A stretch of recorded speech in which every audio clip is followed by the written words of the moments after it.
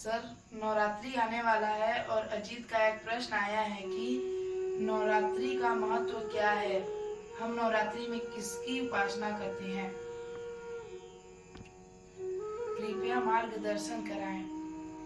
तो नवरात्रि का महत्व हम दुर्गा सप्तशती पुस्तक आती है जिसमें दुर्गा जी के 9 रूपों का वर्णन किया गया है। नवरात्रि का महत्व क्या है? इसमें माँ दुर्गा 9 दिन में 9 रूप लेती हैं, जिसमें प्रत्येक रूप उनका एक अपने में अलग अलग महत्व बताता है। जैसे पहला रूप होता है तो उसमें किस राक्षस का वध करती हैं, फिर जो दूसरा रूप है तो किस राक्षस का वध करती हैं, फिर काले का रूप आता है तो काले जी किस राक्षस का वध करती हैं। ऐसे ऐसे 9 रूप आते हैं और 9 रूप में एक अपना अलग ही वर्चस्व बना के रखती हैं। ये दुर्गा सप्तशती पुस्तक में आता है, ये सबको पढ़ना चाहिए। और नवरात्रि का भी समय आ रहा है, भी लगेगा ही 9 तारीख से, तो मेरे हिसाब से सबको दुर्गा सप्तशती पढ़ना चाहिए। तभी हम दुर्गा जी को समझ पाएंगे, नवरात्रि को समझ पाएंगे। हम लोग क्या करते हैं जनरली कि नवरात्रि लग गया है, बस नाम जान कि दुर्गा जी हैं। दुर्गा जी कौन है इससे हमको मतलब नहीं है। दुर्गा जी कौन है इससे हमको मतलब नहीं है। बस ये जान गए हैं कि दुर्गा जी हैं, हमारे दादाजी बता दिए हैं, हमारे पिताजी बता दिए, बस सुन लिए हैं दुर्गा जी हैं, बस हमें उपासना करना है। प्रश्न ये भी था ना कि दुर्गा नवरात्रि में उपासना का क्या महत्व है। तो लोगों को कुछ नहीं पता है, न तो दुर्गा जी के बारे में पता है, न तो उपासना के बारे में पता है, न तो दुर्गा जी के 9 रूपों के बारे में पता है, उपासना कैसे करते हैं ये भी नहीं पता है। जनरली क्या होता है कि लोग सोचते हैं कि हम उपवास कर लें तो माँ खुश हो जाएंगी, माँ खुश हो जाएंगी। अगर ऐसा होता तो लोग उपवास करके किसी देवी देवता को पा जाते। ऐसा है नहीं।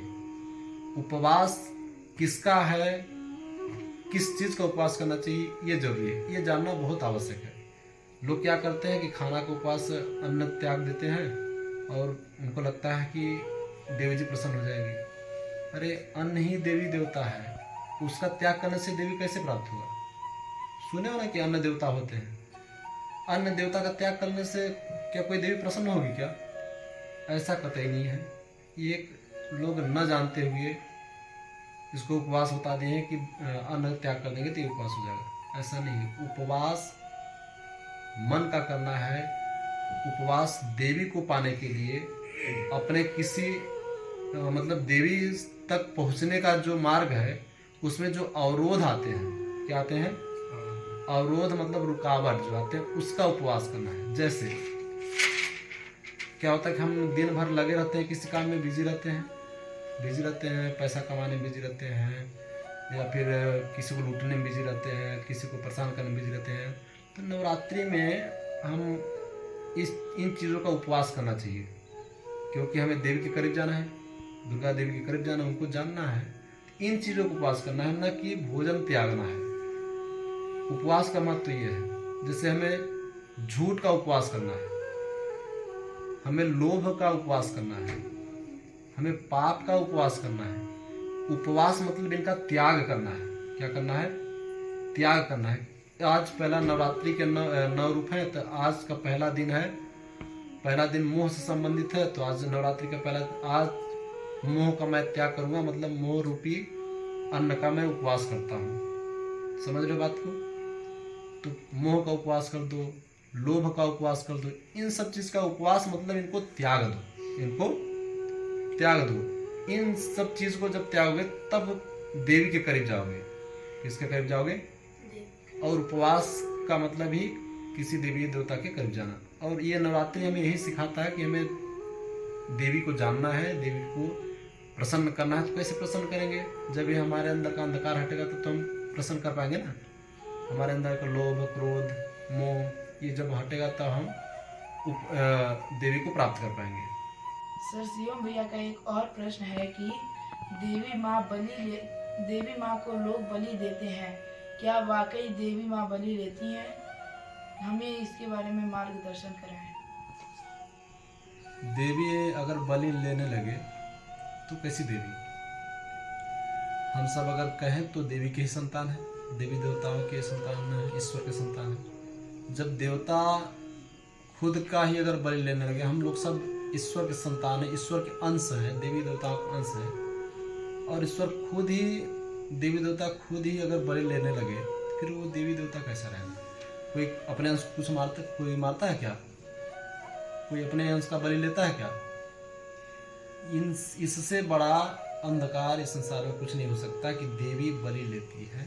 ये लोगों की सबसे बड़ी मूर्खता है। जिसने देवी दुर्गा को नहीं जाना है, जिसने अपने मन से किसी राक्षसी प्रवृत्ति को देवी बना लिया है, ऐसे लोग अपने देवी दुर्गा न तो नवरात्रि को जानते हैं, न तो देवी दुर्गा को जानते हैं, किसी को नहीं जानते। इनको देवी देवताओं से कोई मतलब ही नहीं है। इनको बस यह है कि नवरात्रि आया है, मुझे बकरा पूजना है, देवी के नाम से बलि देना है। इससे बड़े मूर्ख लोग इस संसार में कुछ नहीं हो सकते, कोई हो ही नहीं सकता इससे बड़ा मूर्ख। क्या लगता है कोई देवी बलि लेगी? क्यों लेगी बलि? नहीं, एक को खुश करने के लिए। अगर तुम बीमार होते हो, तुम बलि बकरा मान देते हो कि देवी माँ मैं बकरा दूंगा, आप मुझे ठीक कर दे। क्या देवी इतना मूर्ख है कि तुमको ठीक करने के लिए, तुम जैसे नीच सोच वाले को ठीक करने के लिए किसी जीव का हत्या लेगी, बलि लेगी? इससे बड़ा मूर्ख नहीं हो सकता, इससे बड़ा मूर्खता कुछ हो ही नहीं सकता। ये सरासर गलत है। ये ऐसे लोग हैं। एक बात बताएं कि आज के ज़माने में लोग किसी भगवान की बात को मानने वाले नहीं हैं। लोग अपने हिसाब से देवी देवताओं को, भगवान को चलाते हैं। अपने मन के हिसाब से लोग भगवान को मानते हैं। जैसे कि मैं बता दूं, एक बात बता दूं, अभी अपने यहाँ दुर्घटा देवी मंदिर है ना, दुर्गा जी का मंदिर है।